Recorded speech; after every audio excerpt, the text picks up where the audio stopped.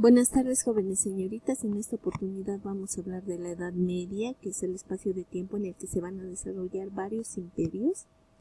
También vamos a hablar de la Iglesia como una institución religiosa política. Y para culminar la ilustración, que va a ser el inicio de toda la Edad Moderna que vamos a ir viendo. Reconocemos ahora al señor Cristóbal Celarius, quien va a ser el que proponga la división de la Edad Antigua y la Edad Media. Posteriormente ya se van a ir incorporando las otras edades y bueno, pues también la prehistoria. ¿Por qué hace esto este señor?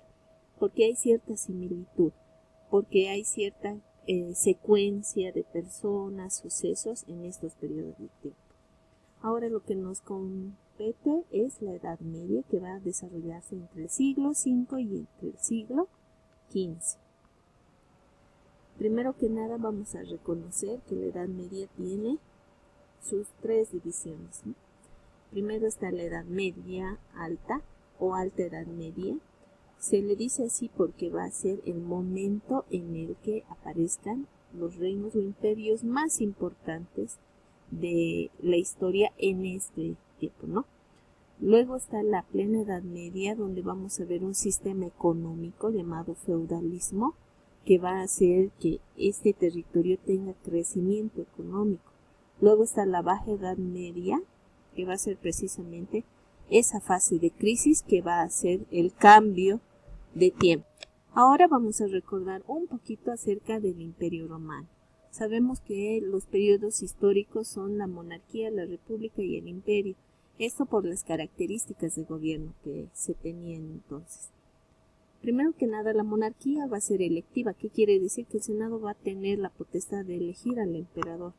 Entonces, de alguna manera, los representantes influían en la designación esta. Hubo 7 reyes, el último fue Lucio Tarquino, el soberbio, quien va a ser expulsado por el Senado precisamente por su soberbia, y va a empezar la etapa republicana. En esta etapa republicana va a tener gran peso el Senado y bueno, pues en algunos momentos van a tener que ser triunviratos los que van a gobernar Roma. El último triunvirato es el de Pompeyo Craso y Julio César.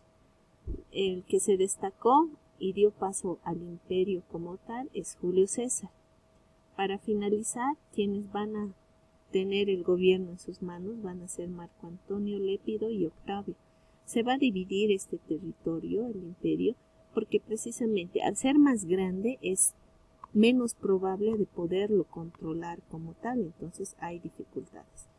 Pero lo que tenemos que reconocer a Roma es que pudo expandirse y pudo establecer ciudades importantes con características que hasta ahora se mantienen en las ciudades. Por ejemplo, están por un lado los teatros, los acueductos, los circos, los puentes, las calzadas, incluso la educación.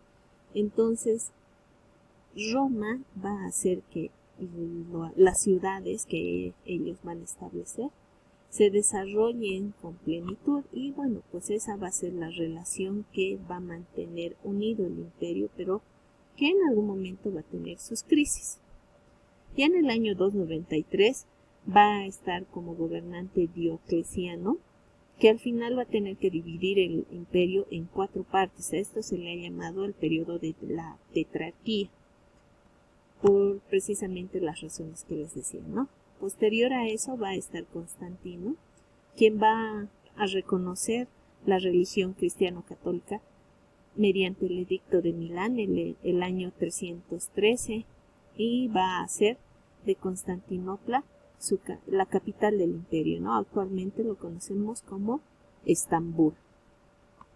Posterior a eso va a haber un triunvirato del que se va a destacar Teodosio. En el año 395 va a estar él ahí y a su muerte va a dejar a Arcadio y Honorio el imperio romano y lo va a dividir en 2. Esto ya lo sabemos y a partir de aquí, con esta división entre Oriente y Occidente, vamos a empezar la llamada Edad Media. Y bueno, ¿qué es lo que sucede ya en el siglo II? Sucede que el Imperio Romano de Occidente es invadido por los pueblos bárbaros llamados así, porque viven fuera de las fronteras de Roma. Ustedes el año pasado también caracterizaron esto. ¿Y qué es lo que sucede con el Imperio Romano de Oriente? Se va a mantener. ¿Y por qué se mantiene? Precisamente por este espacio estratégico. Se dice que Constantinopla, actualmente Estambul, va a ser un espacio que ayuda al comercio y a la economía. Entonces, el Imperio Romano de Oriente va a tener suficiente dinero para poder dar ese mismo dinero a estos pueblos bárbaros y así evitar su invasión. Y es por eso que estos pueblos bárbaros se van a establecer más en el occidente que en el oriente. Bueno, a partir de ahí el Imperio del Oriente va a empezar a asumir un nuevo rol e incluso se le va a dar otro nombre, el Imperio Bizantino. Bizancio en realidad es el nombre antiguo de Constantinopla, entonces por eso se le dice el Imperio Bizantino, porque desde ahí se va a gobernar. Primero está el emperador Justiniano. En algunos libros van a encontrar ese periodo como el Imperio Justiniano, porque él va a desarrollar de alguna manera el territorio de este imperio, porque la idea era recuperar, ¿no? Recuperar todo aquello que habían perdido. Entre las cosas más destacadas que tiene este imperio es el Corpus Juris Civilis Romani, es el derecho romano. En la carrera de Derecho de la universidad, esta es una de las asignaturas, una de las materias que se desarrolla, porque en él va a haber varias cualidades que va a facultar a las personas para tener ciertas propiedades, hacer ciertas acciones, entre los cuales se destacan las novedades, que va a ser las leyes nuevas que introduzca Justiniano, ¿no? También llamado novelas.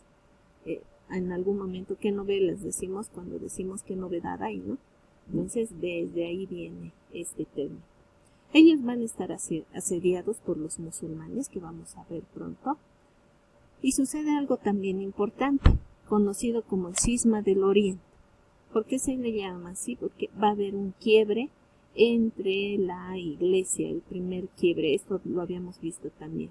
Van a estar los iconófilos y los iconoclastas. Los iconófilos van a ser las personas que veneren a algunas figuras, ¿no? Algunos santos, y los iconoclastas van a dejar a un lado aquello.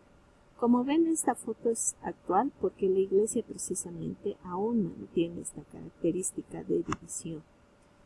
Y algo que habíamos estado hablando también es la feudalización de las provincias del imperio. Y por otro lado, aparece la figura de un órgano ejecutivo.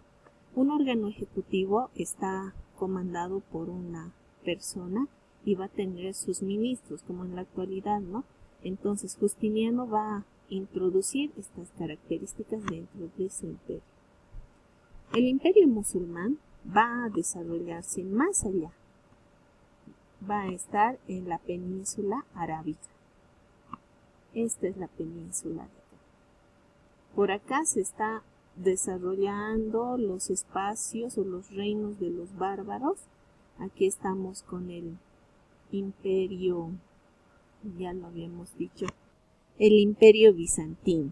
Y por acá, por el sur de la península arábiga, va a estar el imperio musulmán, que va a iniciar a partir de el llamado último profeta, Mahoma, quien va a vivir entre el año 571 al 632.